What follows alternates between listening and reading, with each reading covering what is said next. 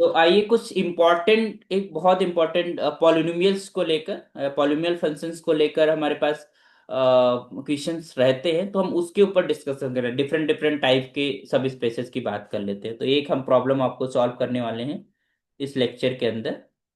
तो राइट करिए। Question is this, let P N R, P N R को हम डिफाइन कर चुके हैं। This is a collection of all polynomials of degree at most n. It means if you are saying कि p2r, it means इसके अंदर जो collection है पॉलिनोमियल्स का वो है a0 प्लस a1x प्लस का a2x स्क्वायर। तो यहाँ पर a1 a2 हम चूज करते जाएंगे। These are a i's from the R. ठीक है, तो ये जो कलेक्शन है that is the collection of all the polynomials degree at most 2। Okay, तो 1 डिग्री का हो सकता है, 0 डिग्री का पॉलिनोमियल, इसका मतलब कांस्टेंट पॉलिनोमियल भी पढ़ सकते हैं यहाँ पर होंगे। 1 डिग्री का होगा और 2 डिग्री का होगा, इससे ज्यादा के नहीं होंगे। तो इसी तरीके से जो पी एन आर है दैट इज डिफाइंड एज, इन पे हम सारी चीजें डिस्कस कर चुके हैं। तो अब जो कुछ लेक्चर्स हमने जो हम पढ़ाते हैं वो अपलोड कर रखे हैं यूट्यूब पे। हम आज लिंक भी दे देंगे, तो आप लोग जो है उनको देख डालिए। ठीक है, तो ये जो टर्मिनोलॉजी है वो क्लियर होगी आपको कि हमारे पास पीएनआर क्या होता है, पीआर क्या होता है, एमएनआर क्या होता है ना, कलेक्शन ऑफ मैट्रिसेस क्या होता है, और कौन कौन से मैट्रिसेस हमारे पास वेक्टर स्पेस बनाते हैं, किस ऑपरेशन के साथ बनाते हैं, ये सारी चीजें आपको क्लियर हो जाएंगी। Okay, so let's begin with this problem. Let PNR denotes the vector space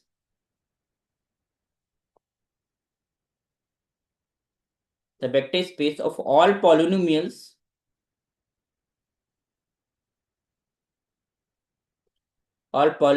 of degree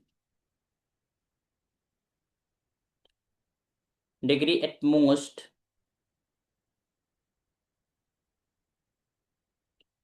n over the field of reals।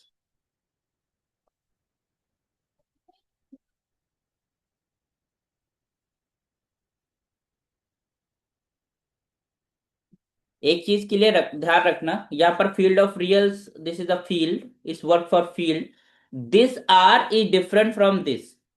ठीक है, यहाँ पर समटाइम्स लोग जेड ले लेते हैं, कोई दूसरा नंबर ले सकते हैं, क्यू ले सकते हैं। दिस इज, ये जो हमारे पास पीएनआर लिखा हुआ है इसका मतलब the coefficient of the polynomial we are taking from real. ठीक है, और यहां पर आर का मतलब है be taking scalars from the real.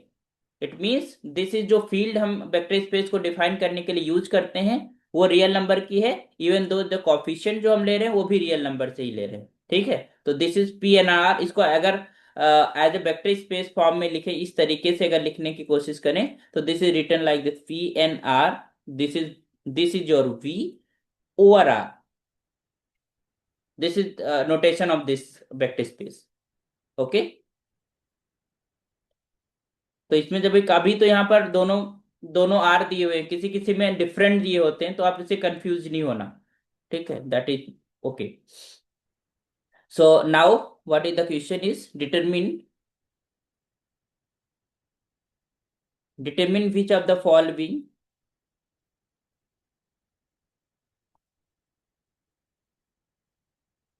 the following are subspecies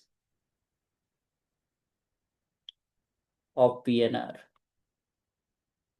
अब हम लिखते जाते हैं और आपको बस फटाफट आंसर बता। अच्छा, ऐसा जरूरी नहीं है, अगर आपको कोई मौखिक चीज आ रही है, आपको डायरेक्टली देख के पता चल जा रहा है कि ये हमारे पास सब स्पेस नहीं है और ये सब स्पेस बनाएगा, तो उसे सॉल्व करने की जरूरत नहीं होती। तो ये भी हैबिट डालनी है तुमको कि हर एक प्रॉब्लम को हम करने बैठ जाएंगे, ऐसा नहीं करना है। This is W is just equal to F x such that constant term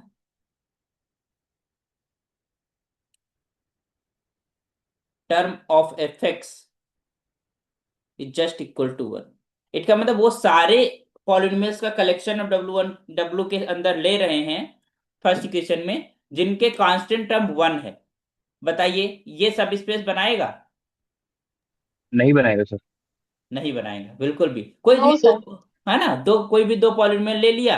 suppose that हमने ले लिया x+1, दूसरा हमने ले लिया, फिर इसी को ले लो, सेम को ही ले लो, क्या दिक्कत है। इन दोनों को ऐड कर दो तो क्या मिलेगा, 2x+2 मिल जाएगा। अब हमारे पास इसका जो कांस्टेंट टर्म 2 हो गया, और हमको क्या चाहिए, वो पॉलिनोमियल चाहिए जिसका कांस्टेंट टर्म 1 हो। ठीक, तो ये दोनों तो हमारे पास बिलोंग कर रहे हैं डब्ल्यू के अंदर, बट इनका सम जो होगा, if you are just saying this is f1 and this is f2, तो this f1 plus f2 will not belonging to W. इसका मतलब क्लोजर जो है, addition is not closed here. Addition even though, अगर scalar multiplication को देखेंगे तो वो भी क्लोज नहीं होगा, क्योंकि कोई कांस्टेंट अगर हमारे पास नॉन आइडेंटिटी कांस्टेंट है, उसको अगर मल्टीप्लाई कर देते हो इसमें, तो you will not get the same function where constant is 1। Okay, चल दूसरा लिखते हैं। अब ये सब आप ही लोगों को सॉल्व करने हैं, है ना, देखना है आपको, ऑब्जर्व करना है। और अगर नहीं ऑब्जर्वेशन हो रहा है तो आपको by the condition you have to check कि हमारे पास क्लोजर है कि नहीं, क्लोज्ड है कि नहीं। दूसरा लिखा, collection of the polynomial such that degree of fx is 2। अब यहाँ पर इन्होंने डिग्री फिक्स कर दिया है। ओके, तो बताइए, क्या ये हमारे पास बनाएगा? सर बनाना चाहिए इसको। बनाना चाहिए नहीं, जस्ट मैथमेटिक स्टेटमेंट या तो ट्रू होता है या फॉल्स होता है, इसके अलावा कुछ नहीं होता, है ना। We know about the mathematical statement. तो आप इसको, सर नहीं होगा, क्योंकि एक प्लस ले लें एक माइनस ले लें तो दोनों कैंसिल हो जाएगा, अगर सेकेंड सेकेंड यस, डिग्री वाले में। Very very nice answer, very nice answer, ठीक है। मतलब कितनी अच्छी बात इन्होंने कही। If you are just taking, suppose that I am just taking, अब डिग्री 2 हमें रखना है, पहली बात तो डिग्री 2 का होना चाहिए, नहीं कि इसके साथ तुमने सोल्यूशन कर दिया। You will have to take a degree 2 element. तो अब अगर मान लो -x² सपोज दैट ले लिया, +1 ले लो, ये बिलोंग करेगा इसके अंदर, डब्ल्यू के अंदर। और अगर हम x² +2 ले लिया, ये भी बिलोंग करेगा। ठीक, इन दोनों को ऐड करोगे तो यू विल गेट, माइनस से कैंसिलेट आउट हो जाएगा, तो ये 3 बचेगा, और 3 is the, it does not belong to D W, क्योंकि इसकी डिग्री 2 नहीं है। This is a constant 0 degree polynomial है ना। तो इसका मतलब ये भी, मुझे निधि बहुत अच्छा लगा ये आंसर आपने बताया, ठीक है। तो ये थैंक यू इस सर। तरीके से आपको सोचना है, ठीक है। तो it is are not a subspace. समझ गए ना आप लोग? जी सर। अच्छा, एक और लिखते हैं, अब बताइए। Sorry, number third, W. और लोग भी, आप लोग ट्राई करिए, सभी लोग हम आंसर करिए। This is degree of fx is less और इक्वल टू 2। बताइए, fx की डिग्री इज लेस और इक्वल टू 2। ये हो जाएगा सर। हाँ, ठीक हो है। जाएगा तो प्रूफ दीजिए।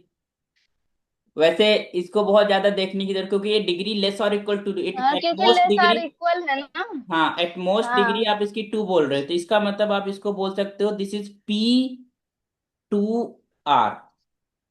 You can write like this ना,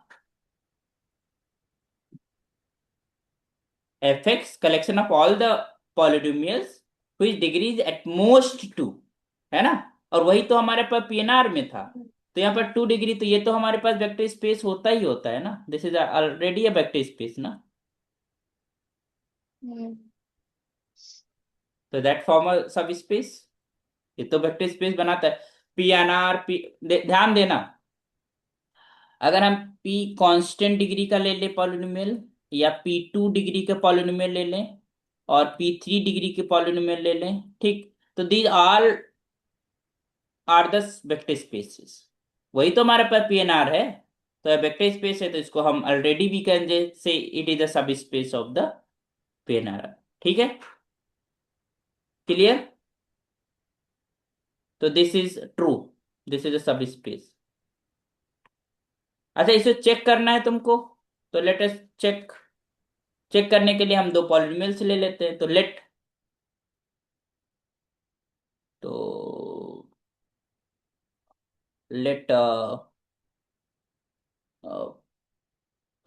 suppose that I'm just taking a naught plus a1x plus का a2x स्क्वायर, यही तो मैक्सिमम डिग्री होगी इसकी, ठीक है।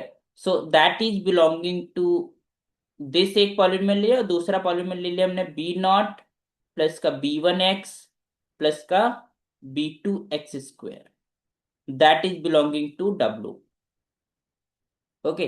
और एक कोई कांस्टेंट ले लिया k which is from set of real number.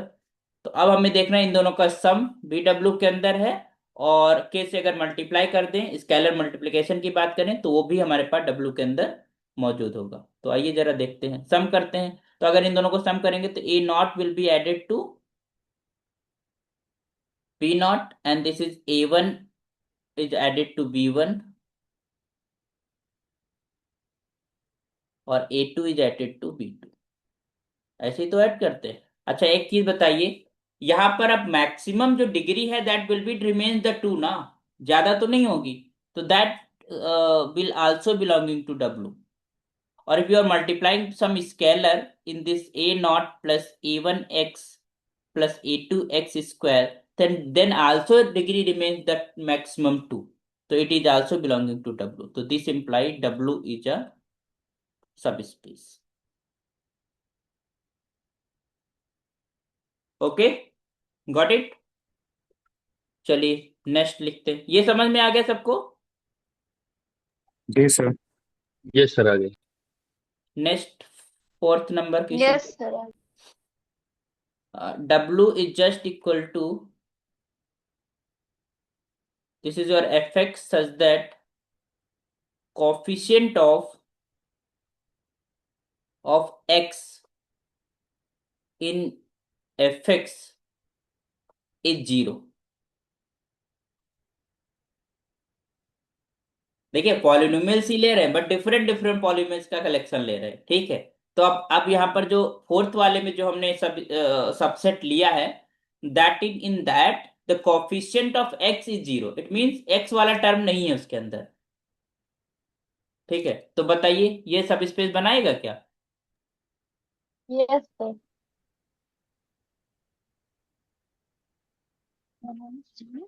बनाएगा ना? यस। यस इसका सर। मतलब ये है कि यहाँ पर सारे टर्म्स हैं बट एक्स वाला टर्म नहीं है, तो एक्स वाला टर्म हम नहीं रखेंगे। It means we have the polynomials like this, a naught plus a one वाला टर्म हटा दो, a2x स्क्वायर प्लस का a3x cube and so up to this is your a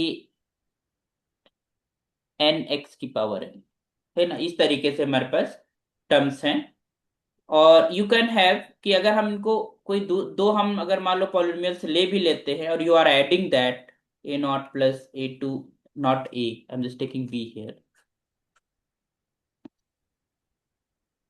तो अगर हम मान लो यहाँ पर बी नॉट प्लस का b2 of x square, suppose that, इस तरीके से ले लेते हैं b n of x n, ठीक। सो इनको सम करेंगे तो उसके अंदर भी एक्स वाला जो टर्म होगा 0 रहेगा, क्योंकि एक्स का टर्म है ही नहीं, तो कॉफिशिएंट ही नहीं है, तो 0। इसी तरीके से अगर हम किसी में के से मल्टीप्लाई करेंगे तो इतना पोर्शन जो आएगा, that is also in that we don't have a term of x, है ना।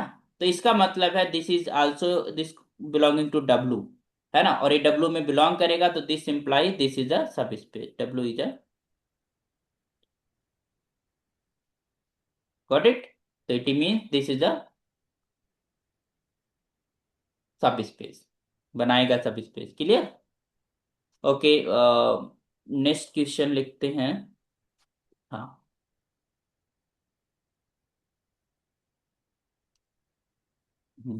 फिफ्थ, ये बताइए सभी लोग, और ये हम सबसे एक्सपेक्ट करते हैं आंसर, ये हम बताएंगे नहीं, ये आप लोग बताइए। F x such that F2 is just equal to F4 is just equal to 0।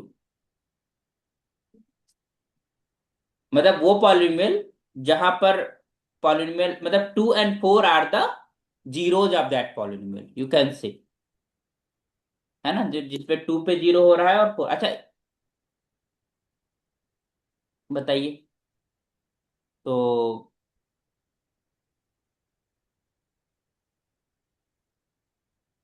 बताइए आप लोग, ये वेक्टर स्पेस बनाएगा या फिर नहीं बनाएगा? ये सब स्पेस होगा हमारे पास पीएनआर का या फिर नहीं? I am expecting answer from each of you. F2 बराबर 0। अगर होगा तो प्रॉपर प्रूफ बताइए, नहीं होगा तो काउंटर एग्जांपल दीजिए। F2 बराबर 4 देते हैं। हम्म। हम्म,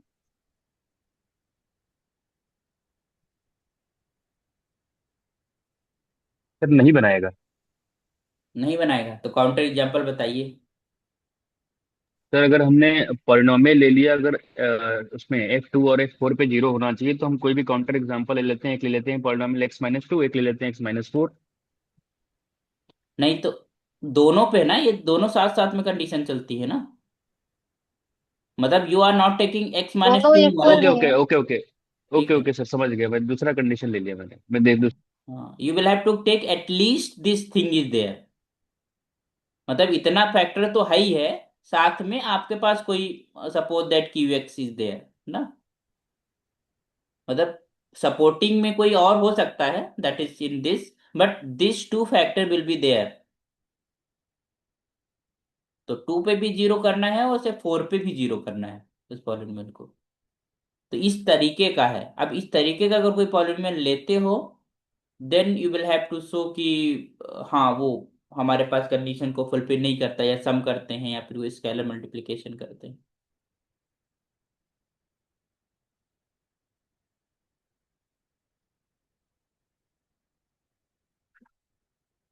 बताइए, मनीष जी भी है क्लास में शायद।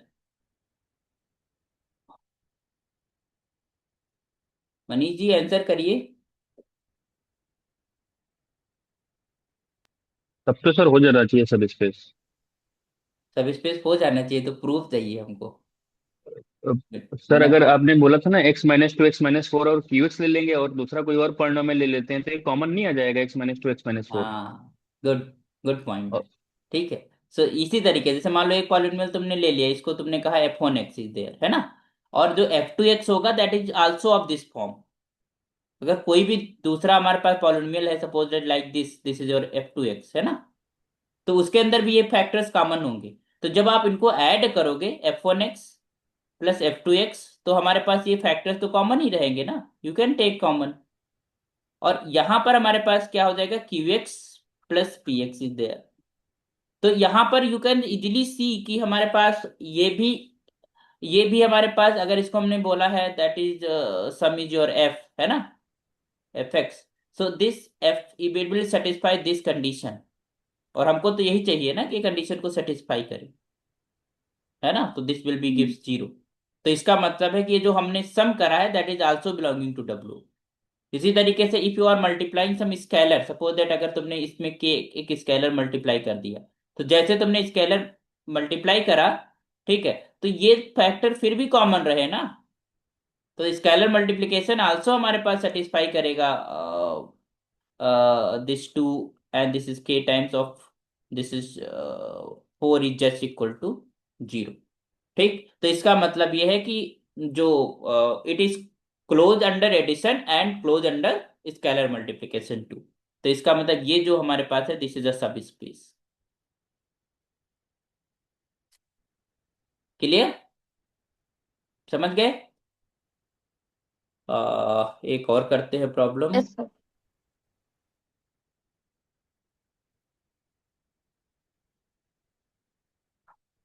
ये तो ओरली आपको बताना है। This is F x such that the constant term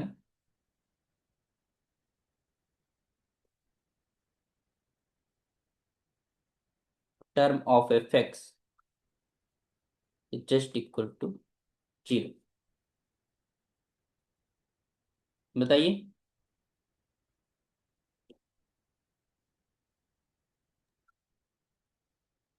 ये होगा सर। हाँ ये होगा, ठीक है, दैट इज जी ऑब्वियस। सर, ये भी होगा। हाँ क्योंकि यहाँ पर कांस्टेंट टाइम डिस्टर्ब नहीं कर रहा है ना, तो यहाँ देखिए वहां पर कांस्टेंट टाइम नॉन जीरो था, तो अगर कांस्टेंट टाइम नॉन जीरो है और वो कंडीशन दी हुई है तो वो हमारे पास सब स्पेस नहीं बनाएगा। ये आप बल्कि खाली देख के ही बता दो, अगर कांस्टेंट टर्म जीरो है तो definitely that will be a subspace, तो this is okay, this is a subspace, so I'm not going to prove it। Next,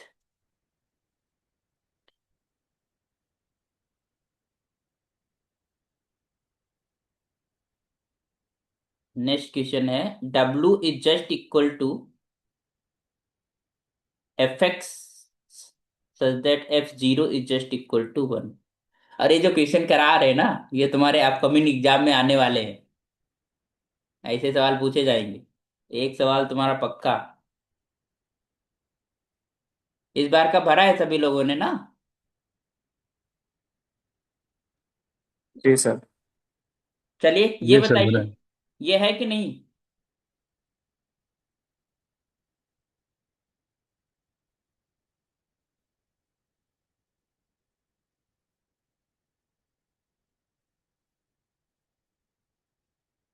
ये नहीं होगा सर।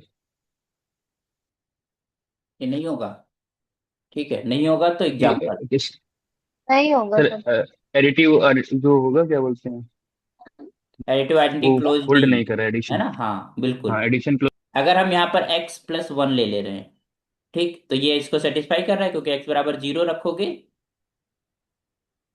ये हमने ले लिया, ठीक। और F2x जो है वो हमने ले लिया, सपोज दैट माइनस का x ले लो, क्या दिक्कत है, ठीक। ये भी सेटिस्फाई करेगा क्योंकि अगर जीरो रखेंगे तो वन आ जाएगी इसकी वैल्यू। इन दोनों को ऐड करिए, तो जब ऐड करेंगे तो यू विल गेट टू, है ना। और यहाँ पर जो, जब हम ऐड करा तो Fn x प्लस F2x, तो ये हमारे पास क्या मिल जा रहा है, टू मिल जा रहा है ना। कांस्टेंट। तो यहाँ पर जीरो पे टू मिल जा रहा है, तो which is not equal to one, तो इसका मतलब है this will not belonging to W, तो this is not a subspace. और सवाल करने हैं, टाइम है हमारे पास। चलिए एक सवाल और कर लेते हैं।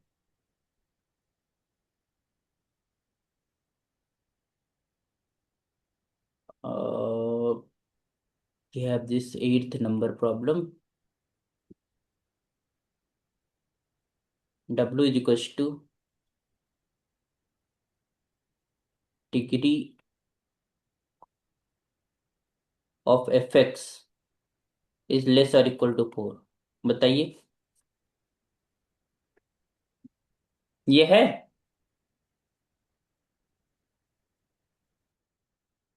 हम्म, यस सर। ये ये तो तो है। सर हो यस गया। सर। वो तो simply P yes sir. Four हाँ, आर ये है ये, पहले भी हुई। दिस इज P4R ना। हम्म। Yes it is. एक और लिख लेते हैं, this one. W is just equal to fx is equals to F1 is just equal to 0 and F3 is just equal to 0। बताइए, ये वाला है।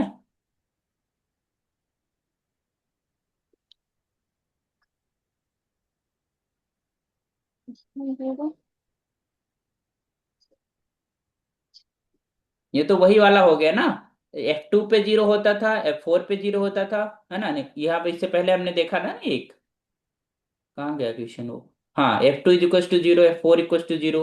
इसी तरीके से we are taking for the F1 is equal to zero and F3 equal to zero, तो इसमें भी वही बात आ गई, x minus one will be the factor there and x minus three will be the factor there.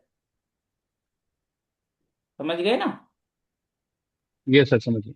तो ये भी हमारे पास क्या बनाएगा, सब स्पेस, दिस इज अ सब स्पेस।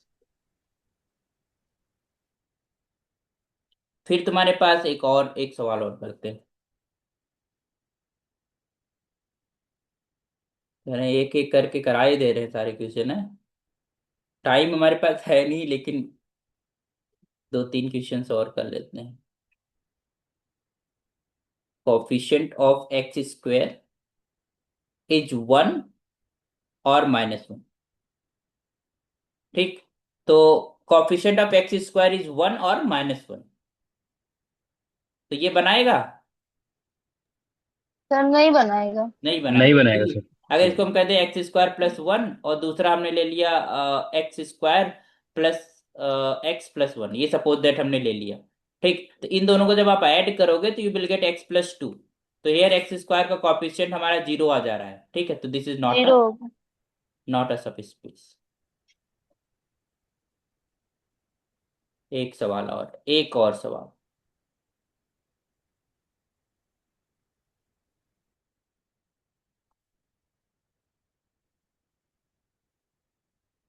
अब तुम लोगों के पास अगर फंक्शन पॉलिनोमियल से रिलेटेड कोई भी क्वेश्चन आता है फॉर द चेकिंग कि हाँ वो हमारे पास सब स्पेस है कि नहीं, you easily able to check.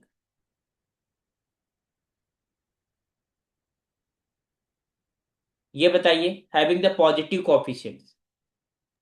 ये होगा सर, सारे पॉजिटिव होगा? होगा। Yes sir. अच्छा, तो प्रूफ बताइए, कैसे करेंगे प्रूफ? और लोग भी आंसर बताइए। पवन जी बताइए, ये जो सब हमने लिखा है सबसेट, वो सब नहीं सर, हम्म हम्म, पॉजिटिव पॉजिटिव। देखिए, केबीसी में एक बार लॉक कर दिया आंसर तो लॉक सर करना माइनस भी हो सकता बदलिएगा। है ना इसका? हैं? माइनस भी हो सकता है ना, पॉजिटिव कोफिशिएंट कोई फिक्स नहीं है। हम्म हैविंग सर जो coefficient. Sir constant scalar constant term होगा वो मल्टीप्लिकेशन, तो अलग अलग हाँ हो सकता सर। है ना। अगर हम दो पॉलिनोमियल लेंगे, दोनों को ऐड करेंगे, आपने बोला पॉजिटिव कोफिशिएंट, अगर यहाँ पे जो कोई भी पॉलिनोमियल होगा उसमें कांस्टेंट टर्म भी होता है, अगर दोनों टर्म को हम हाँ ऐड हाँ करेंगे तो वहां पे हाँ। भी देखिए, पॉजिटिव कोफिशिएंट रहेगा तो कोफिशिएंट सब हो जाएगा। हमारे पास इसके अंदर वो सारे पॉलिनोमियल्स हैं, जैसे हमने इस तरीके से हम पॉलिनोमियल का एक्सप्रेशन लिखते हैं ना, like this. Sir scalar multiplication नहीं होल्ड करेगा ना हाँ, सर। ये दिस इज ए आई, अगर हमारे पास हमने लिया दैट नहीं। Is all are positive. ये सारे के सारे हमारे पास पॉजिटिव हैं, इनका कहने का मतलब ये है। और वो तो स्केलर मल्टीप्लिकेशन तो दूर की बात है। अगर हमने कहा ए आई पॉजिटिव है, तो इसका मतलब इसके अंदर जीरो पॉलिनोमियल आएगा ही नहीं, एडिटिव, हाँ है एडिटिव ना? एडिटिव आइडेंटिटी नहीं आइडेंटिटी होगी। एग्जिस्ट ही नहीं करेगा। तो वहां से भी देख सकते हो। हम्म, बाकी स्केलर मल्टीप्लिकेशन भी हमारे पास फॉलो नहीं करेगा। हाँ, एडिटिव फॉलो कर देगा, क्योंकि sum of two positive numbers is positive number होता है ना? तो अगर हम दो दो पॉलिनोमियल्स लेते हैं और उनको सम करते हैं, तो एक हमारे पास जो पॉलिनोमियल आएगा that is also belonging to W. तो एडिशन इज क्लोज्ड हेयर।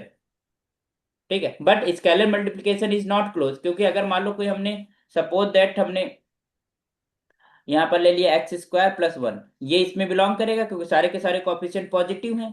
ठीक, लेकिन अगर हमने यहाँ पर माइनस से मल्टीप्लाई कर दिया और -1 इज इन आर, तो ये माइनस का x² माइनस का 1, ये निगेटिव कोफिशिएंट होगी, तो this does not belonging to W. तो इसका मतलब स्केलर मल्टीप्लिकेशन क्लोज्ड नहीं है।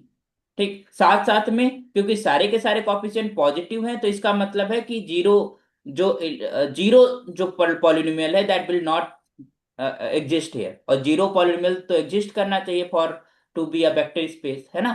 तो इसका मतलब है इसके अंदर जो एडिटिव आइडेंटिटी है वो भी एग्जिस्ट नहीं करती। कई एस्पेक्ट से देख सकते हैं। क्लियर? समझ में आ गया? तो this is yes sir. Not a सब स्पेस। सॉरी, अरे भाई मिटो। सर एडिशन क्लोज्ड होगा इसमें? हाँ, एडिशन इज क्लोज्ड, हाँ एडिशन क्लोज होगा। क्योंकि हम सारे जो कॉफिशिएंट ले रहे हैं पॉजिटिव ले रहे हैं। जब एडिशन करेंगे तो दो पॉजिटिव नंबर का सम पॉजिटिव ही तो आएगा, है ना? तो कॉफिशिएंट हमें again will be the positive, है ना? तो उस केस में that also belonging to W. Okay.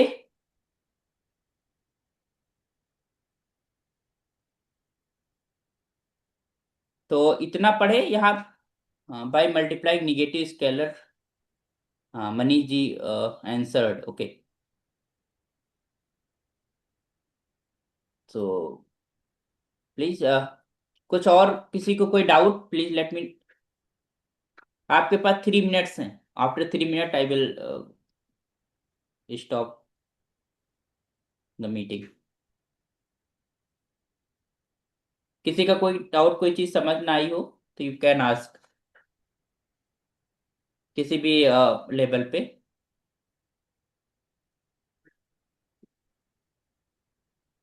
आप लोग कोई भी अगर नोट्स है आपके पास तो आप मैट्रिसेस वाले जो सब स्पेसेस होते हैं, जैसे मैट्रिक का हमारे पास वेक्टर स्पेस है, तो उसको आप क्वेश्चंस देख लीजिएगा, है ना, दैट इज इम्पोर्टेंट आल्सो।